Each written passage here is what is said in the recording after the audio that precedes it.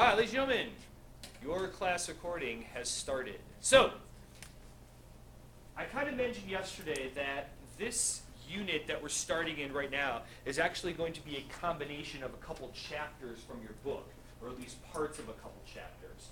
And usually these chapters show up at the beginning of the section in a book dealing with chemistry, introducing some terms, introducing some concepts. I taught the class that way for a couple of years, but then I realized that a lot of the things that show up in this chapter are just basically straight definitions. And without any context, I don't think you understand the definitions quite as well. So what I decided to do last year was I reordered things a little bit, and I put this chapter towards the end of our quote-unquote chemistry section. So hopefully this serves as a wrap-up and a review of the things that we've done. So we'll talk about, where these terms come from and what they are, and hopefully you're going to be familiar with all the terms and going forward because it's things that we've talked about already. So that's where we're headed here in a second. All right, up on the board is a picture, a real live picture that was taken from my kitchen a couple years ago when I first started this. So notice the awesome pineapple wallpaper that I have in my kitchen. Pretty sweet. So just so you know, that was there when we moved in. We just haven't changed it yet. We didn't choose to put that pineapple wallpaper up. This is not we got a new stove, so that's not what my stove looks like anymore. So, but anyway, in this picture, there are several different types of matter, and as you can see, it's labeled as matter up the top. So I'm assuming that most of you have been introduced to the concept of matter before and talked about what is matter and what isn't matter. Generally, when we talk about matter, there are two things that something has to have in order for it to be considered matter. What are the two things that something has to have? There's mass and volume. Mass and volume, right? So, matter, anything that has mass and volume, right? We've talked about mass before, not really directly, but sort of indirectly, right? When we talk about chemistry, mass is basically coming from where? What provides the mass to an object? Where does that mass come from? Well, what are all these objects made up of? Go ahead. Atoms, right? So anything that has atoms, right, generally going to be considered mass. And then things that have volume, right? If it has volume, that means it does what? Takes up space, okay? The other stuff in the universe that isn't matter generally is classified as energy, right? And we've talked about what energy is, and energy is more of a getting things done sort of thing, right? Matter and energy are the two things that basically make up the universe. Now, you got things like antimatter and, stuff like that. We're not getting into that right now, right? Basically, you got matter, you got energy, that's what makes up the universe. Chemistry deals with matter and the changes that matter undergoes. And we have been doing that the whole time since this class pretty much started, right? First, we got into atomic theory and what matter is, like what atoms are and stuff like that. And then we started getting into bonding and how those atoms can join together in different ways to make new matter, right? That's what we've been doing, and that's what chemistry does. It deals with matter and the changes that matter undergoes. All right. What we find out, first we'll go here, okay, states of matter. I think most of you are probably familiar with the big three, right? That are all pictured in this slide right here, right? So the big three as far as states of matter go. Solids, liquids, gases, right? And starting on Wednesday, tomorrow, we will get a little bit more detailed with solids, liquids, and gases, and why things exist as solids, and why things exist as liquids, and why things exist as gases, all right? But what we find out is that if we look in different places out there in the universe, you find out that matter can exist in other forms. So the first form that matter can exist in out there in the universe is plasma. Now, this isn't exactly plasma like your plasma TV at home, right? A little bit different, okay? Plasma is defined as separate positive and negative charges. If it's its separate positive and negative charges, that means plasma consists of what? Where do positive and negative charges come from? Protons and electrons, right? So Nick, they're not atoms, they're parts of atoms, right? The only way that we get those atoms to split up into separate parts is that they have to exist at a very high energy, which doesn't always, but usually equates to what? If we have something at a very high energy state, what do we have to do to it?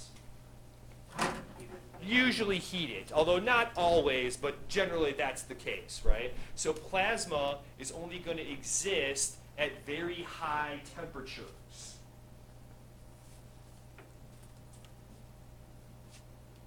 Like stars and lightning. So here on Earth, we don't get a whole lot of plasma, at least not in a big, quantity. And when it does exist here on Earth, it actually goes away pretty quickly because those protons and electrons, right, they're attracted to one another. They actually want to be in the form of an atom, right? It's a lower energy state. And remember we said that things tend to move towards lower energy states, right? Plasma is not exactly a natural state for things to exist in, especially not here on Earth, where, relatively speaking, the temperatures are pretty low. But in places like stars, right, where the temperature is very high because they're doing fusion and stuff like that, which we will talk about in much more detail in a couple of chapters from now, right, that we get a lot of matter that exists in the form of plasma if we look at it throughout the universe, because most of the matter that exists in the universe exists in stars. Therefore, it exists in a plasma state.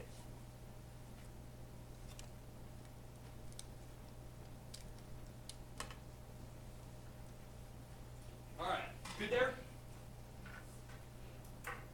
So, plasma exists when things get to very, very high temperatures.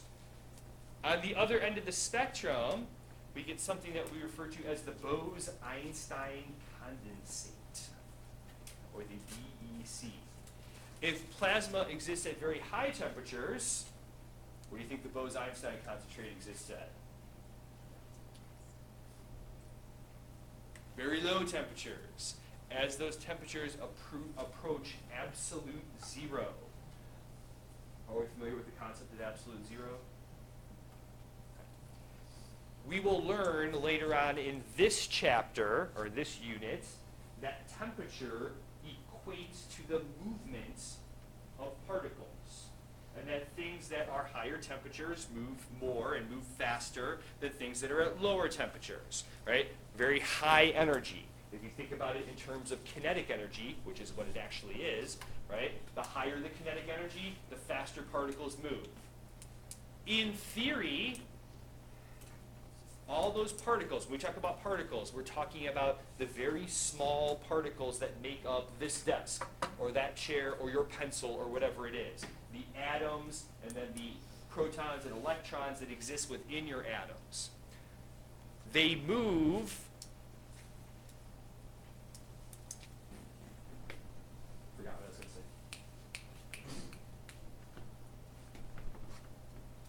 sounds good on the recording, so make sure you watch tonight. The amount that they move is proportional to their temperature. The higher the temperature, the more they move. The lower the temperature, the less they move, the little slower that they move. There exists a temperature where, in theory, all of the movement of those particles, the atoms themselves, the molecules, if atoms are joined together, where movement stops. And we refer to that temperature as absolute zero. It is theoretical. There are problems with us reaching absolute zero, and we'll talk about what those problems are a little bit later in this unit. But right there is this temperature, which is around negative 273 Celsius. It's like around negative 450 Fahrenheit. Absolute zero. But what happens is this. So entire groups of atoms will behave as one large group. This is the example that I use. So let's say you guys are here and you're sitting here in class, right? And each of you is independent of the other one, right? You know, you're sitting in chairs and stuff like that, but you know, you might write with your left hand, and your partner might write with their, or the person sitting next to you might write with their left or right hand. Or you might get a slip from the office that they want you to go down and see the assistant principal because you did something terrible, right? But that slip doesn't necessarily apply to the person next to you, right? All of you are independent of one another. And that's how atoms are generally in the makeup of an object. They have some freedom, some independence from the next person. Depending on the temperature and state of matter, we'll see that that freedom may vary, but there's some general freedom there. Okay? But what happens is, as the temperature decreases, that freedom starts going away. And the particles start interacting more with each other. And so the Bose-Einstein condensate would be like this. So after class, the bell rings, and because you're all independent of one another, you get up, you put your backpacks on, you go out into the hallway, and you walk to your next class. But at the Bose-Einstein condensate level, like it says, entire groups of atoms will behave as one large group. So now, instead of you all getting up, putting your backpacks on, and walking to class, you have to accomplish that, but you all have to hold hands while doing it. It changes the way you behave, right? Even getting up and getting your backpack on is going to be harder to do, and you're not going to be able to do it the same way if you all have to hold hands with each other, right? Getting out that door with all of you holding hands with each other, right, becomes more difficult than each of you moving independently, right? Walking through the hallway as one big group of 21 of you holding hands, that's a lot different than each of you walking independently. Does that make sense? That's what starts happening when we get to these very low temperatures. People say, well, isn't that just a solid? No, it's not a solid. It's something even more than that. That things behave differently at that temperature.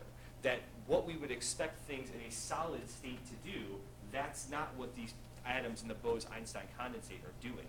It's something different, and so therefore we classify it as a different state of matter. If you don't quite understand it, don't worry about it. It's okay.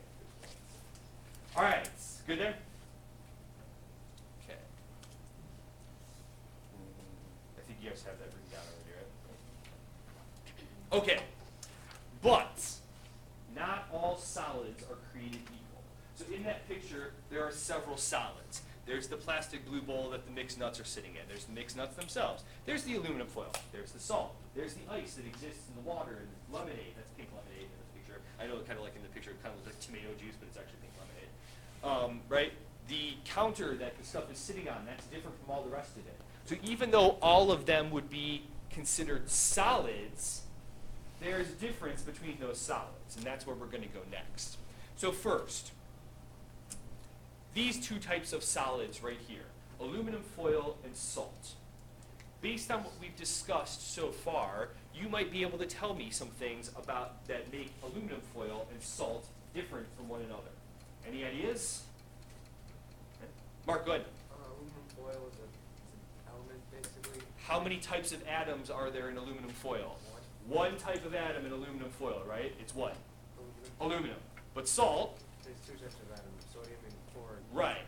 So these two solids, even though they are both solid, right, there is a difference in their chemical composition. And that's the first way that we start classifying matter. Pure substances. Yesterday, in your chart, pure substances, one of the things that you found. What did we, in reading of your definitions in your book, what did you come up with as far as a description of a pure substance? Andy, go ahead. Can either be an element or a compound. True. And that means what? Elements and compounds are both types of pure substances, but let's talk about a pure substance more in general. What makes elements and compounds similar to one another? Got it spelled? Yeah. All right. Mark, go ahead. They're chemically combined. Elements aren't necessarily chemically combined, right? It doesn't have to do so much with how the atoms are combined, but with what's there. Make you look like you're thinking about maybe giving an answer. Compounds? Compounds are one type of pure. So let's go with here. I'll give you that. So pure substances are matter that always has exactly the same composition. Pure substances are matter that always has exactly the same composition. Aluminum foil is always going to be what? It's always going to be made up of what? This is not a trick question. Aluminum what? Aluminum atoms, right? Aluminum foil is always made up of aluminum atoms, right? But salt is always made up of what? Chlorine bonds. Sodium and chlorine bonds, right? What do we call those when two atoms are bound together? They're compounds, right? Or we might also call them a molecule, right? Depending on whether it's an ionic or a covalent bond, right? But it's always how many sodiums and how many chlorines?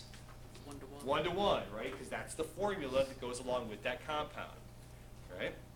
Every sample of a pure substance has exactly the same properties. Why? Because it's always the same thing. So every sample of a pure substance, no matter where we get it or what, where it comes from, what the origin of it is, it always has the same properties. But, as you found out yesterday, there are two types of pure substances. What are the two categories of pure substances? And you said them before. What are they? Elements and compounds. Elements and compounds. And the thing that makes elements and compounds different is what? We know that they're the same because they always have the same composition. What makes an element different from a compound? An element is just like one type of atom, and a compound is two. Good. Not necessarily only two, right? But it could be more than, right? It could be more, but more than one, right? So, elements, right? Elements is a substance that can't be broken down into simpler substances that retain those original properties. And we call that unit of a substance that has the original properties a what? Lorna, what do we call this thing that retains those original properties? That's an atom, right? Elements only have one type of atom.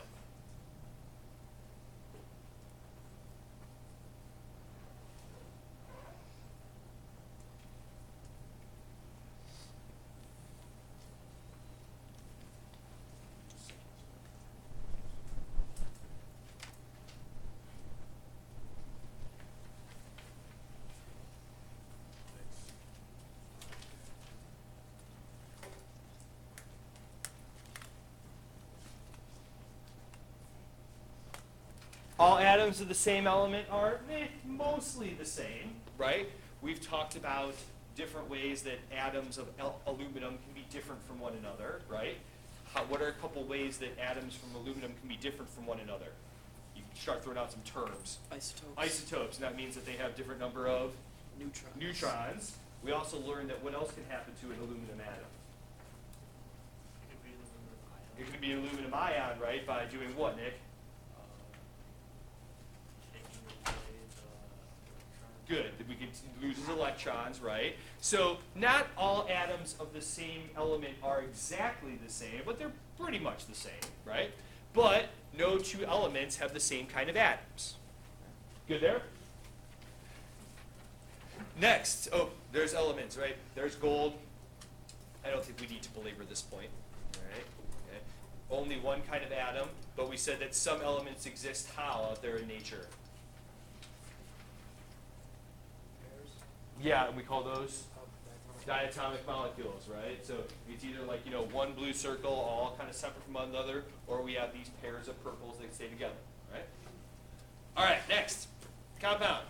Substances made from two or more simpler substances that are chemically bonded together in a constant proportion. So two or more simpler substances, two or more elements that are chemically bonded together in a constant proportion. We refer to that as the law of definite composition.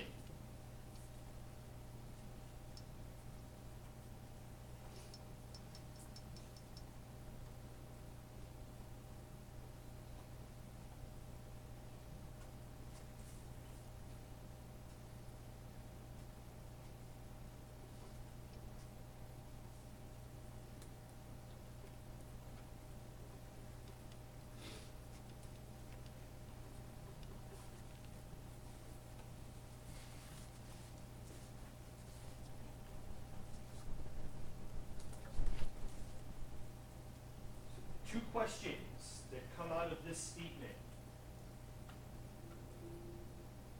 First, how do we represent the constant proportion of elements that are bonded together? How do we represent that? How do we know, or how do we show that salt has one sodium bonded together with one chlorine? Thanks, Mark. Good. Subscripts? Subscripts in the Reactants. more general. Subscripts in the Chemical formula. chemical formula, right? So that's how we represent that constant proportion, right? If we say that something has a definite composition, what does that mean? If we say that something is definite, what does that mean? So we're throwing around big words. Let's make sure we understand what they mean, right? So definite composition. I know you guys didn't throw around this big word, but, right? If we say that something has a definite composition, it's exact, it doesn't what? It doesn't change, right? If it's definite, that means that it's going to happen, right? So if it's a definite composition, that means that it's the same all the time. It's always one sodium and one chlorine, or two hydrogens and one oxygen, right? A definite composition. Water, right? Up at the top right, those pictures sort of representing that relationship between the number of oxygens and the number of hydrogens, right? And we've talked about the idea that this picture can represent that relationship, that ratio, or we can represent it with a chemical formula, right?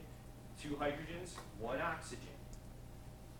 This one down here at the bottom, maybe it represents aluminum chloride, AlCl3. One aluminum for every 3 chlorines, and they're always joined together in a definite composition. A fixed ratio. All right, good there? Next.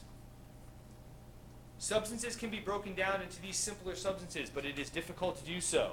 Can we break a compound down into the elements that make it up? Can we break apart hydrogen and or water into hydrogen and oxygen? Yeah, we can. What do we have to add in order to do it? Energy. You got to add energy, right? Remember we said things are bonded and they get to a lower energy state.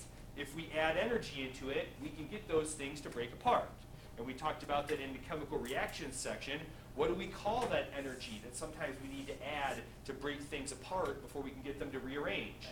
Activation energy, right? So we can break apart compounds into their elements and then join them back together into other, ratios and other combinations if we have energy to do it. All right. The properties of the compound are different from the elements that make it up. That's an important idea as we move forward from pure substances into the next part that we're going to talk about here in just a second. The properties of a compound are different than the properties of the elements that make it up.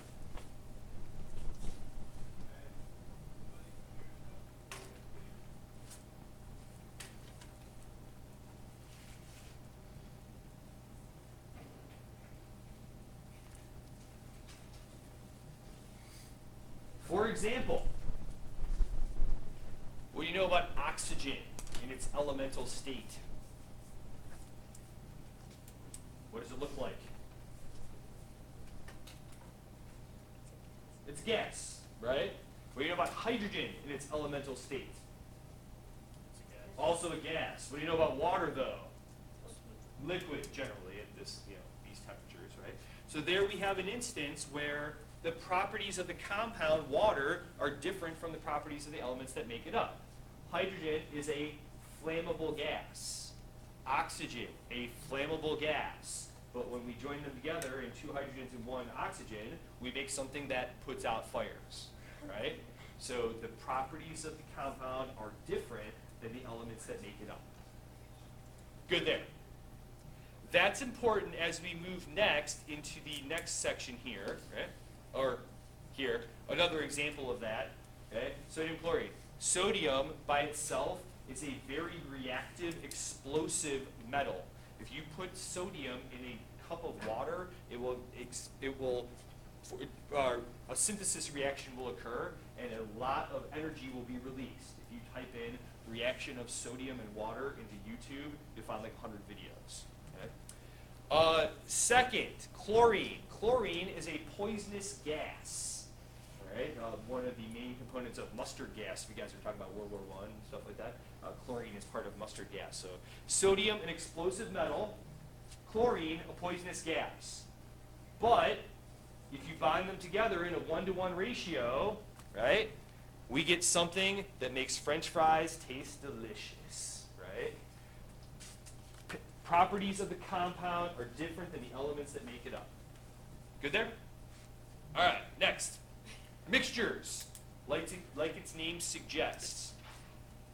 A combination of more than one pure substance, which sounds similar to our definition of a compound. But there's one big difference that is related to the topic we were just discussing. The difference between an element and a compound, the difference between a compound and a mixture. Compounds have different properties than the elements that make them up. But mixtures tend to retain some of the properties of the original substances. Right? You can still see hints that the things you mix together are still there.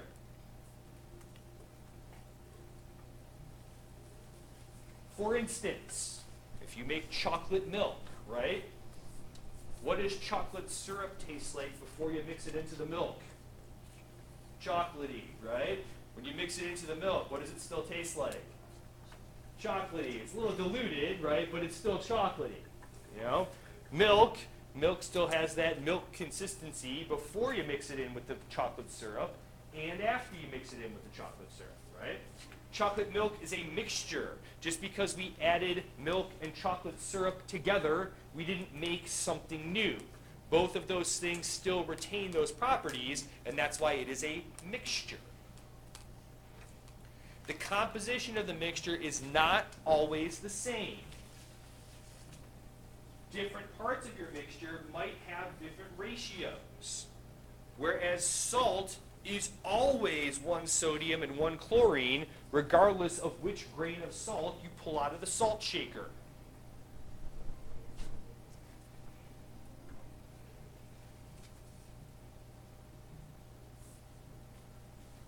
But in chocolate milk, we've kind of discussed this already as well too, right? If you let chocolate milk sit for a while, what starts to happen to your chocolate syrup? Starts settling down towards the bottom. Is the bottom of your cup still chocolate milk? Yeah, it's a little chocolatier than the top, right? And the top isn't quite the same as the bottom, but they're both chocolate milk. And that's another property of mixtures that is different from compounds. Even though they both contain pure substances, or a mixture of pure substances, mixtures don't always have the same composition all the way through. What we find out is that there are two different types of mixtures out there, heterogeneous and homogeneous. If you know English, you might be able to tell a little bit about these words, right, because of the prefixes that are out there. Okay? The hetero prefix and the homo prefix. Okay? These are words that you've heard before, right? Heterogeneous means that it does not have a uniform composition. There is something different about the D is heterogeneous, and then E down at the bottom is homogeneous. Sorry, I was trying to get fancy. Just keep it straightforward for you. And then so underneath D, number 1, right, does not have a uniform composition. If you think back to the picture of the matter that existed in my kitchen, there's one real obvious heterogeneous mixture. Does anybody remember? The mixed nuts are a heterogeneous mixture, right? There's, the peanuts, and then there's the almonds, and then there's the walnuts, and then there's the Brazil nuts, and then there's the cashews, the delicious cashews, right? But if you have a big container of mixed nuts, as you may notice, right? Well, in my house, this is what happens, because I don't really like the big Brazil nuts. Like, I don't really like them all that much. So I'll take a handful of the mixed nuts and throw all the Brazil nuts back. So when you get to like a quarter of the container left, it's like all Brazil nuts, because I just keep throwing them back into the container. But anyway, right? It doesn't have a uniform composition, right? Different parts of the mixed nuts container don't necessarily have the same mixture of Brazil nuts and cashews and walnuts and almonds. But a homogeneous mixture, which we sometimes refer to as a solution, always has a consistent composition. Even though there's more than one pure substance in there, it's difficult to distinguish one part from another. This can be a little confusing when you look at that versus a compound. Because if you read the description of a compound, it almost sounds exactly the same. The difference being that that mixture has different parts that retain those properties, like the pink lemonade in the picture. The top of the pink lemonade cup and the bottom of the pink lemonade cup are pretty much the same, even though they still have the sugary properties of the sugar and the pink properties of the food coloring and the water, right? But it's all pretty much the same throughout that whole cup. All right, let's talk about the heterogeneous mixtures. Here is a set of squares and circles that illustrate the difference between a homogeneous mixture and a heterogeneous mixture. First, how would I know that these are mixtures and not compounds based on these pictures right here? Mark, good. The shapes aren't connected to each other? Shapes aren't connected to one another, right? Squares and circles are completely independent of one another, okay? If they were compounds, we would see the squares and the circles joined together, right? Representing sort of like a chemical bond. On the left, what do you see about the distribution of squares and circles throughout that sample? It's even. Pretty even, right? But on the right, what are you seeing? Say again? It's everywhere, but is it the same everywhere? No. Certain parts of this picture, there are more squares than circles. In certain parts, there are more circles than squares, right? This represents a homogeneous mixture. This represents a heterogeneous mixture. Question. Think. Don't yell. All right? So think just in your own head instead of yelling out the answer. If I put up a picture of an element, what would it look like? Or if I asked you to draw a picture of an element in this format, what would it look like? So, what would an element look like? Now that we've all had a chance to think. Nick? They would be all the same. All the same, right? It'd be all circles or all squares, right? There's only one kind of atom there. Good? All right, let's finish up and talk about the difference between these heterogeneous mixtures. There we go. All right. There are two types of heterogeneous mixtures. The first one is called a suspension. And if you read the section of first section of chapter 2 yesterday, which most of you didn't, that's okay, right? It talks a little bit about a suspension. A suspension is a mixture made of large size particles. How can I tell whether something is a suspension or not? The particles of a suspension are so big and so different from each other that they will separate on their own pretty much without you doing anything. An example of a suspension would be if you went north about 1.5 miles and went to the lake, right? And you got like a jar of lake water. Now it'd be pretty hard because it's all frozen over, okay? But if you got a jar of lake water, right, in the summertime, and you scooped it up, you put it on the counter. After a couple hours, what would you see about that water that you got from the lake? what would start happening to it? Mark, good. A bunch of sand and stuff would start settling to the bottom. A bunch of sand and stuff would start settling to the bottom, and then like little twigs and sticks and leaves and stuff, and maybe like fish guts or things like that might settle towards the top, right? But because of the difference in the particles that make it up, it will separate on its own. That's what we call a suspension. Now, there's also a type of heterogeneous mixture called a colloid. Colloids are mixtures of medium-sized particles, and this one's a hard one to sort of visualize.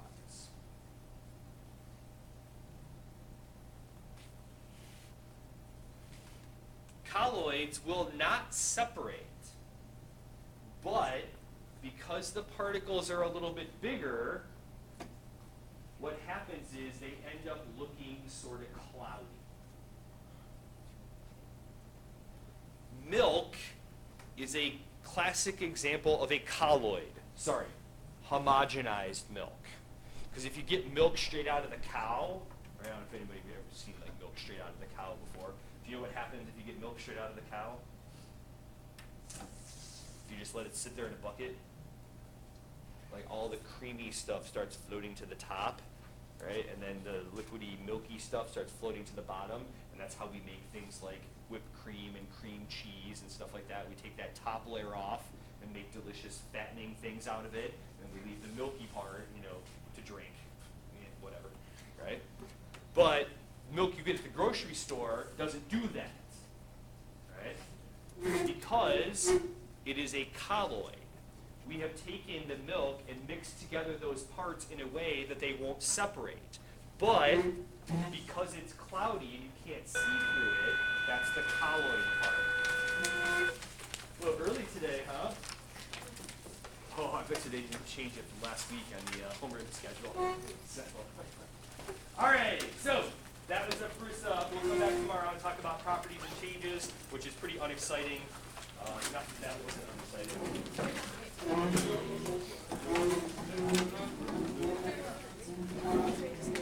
unexciting.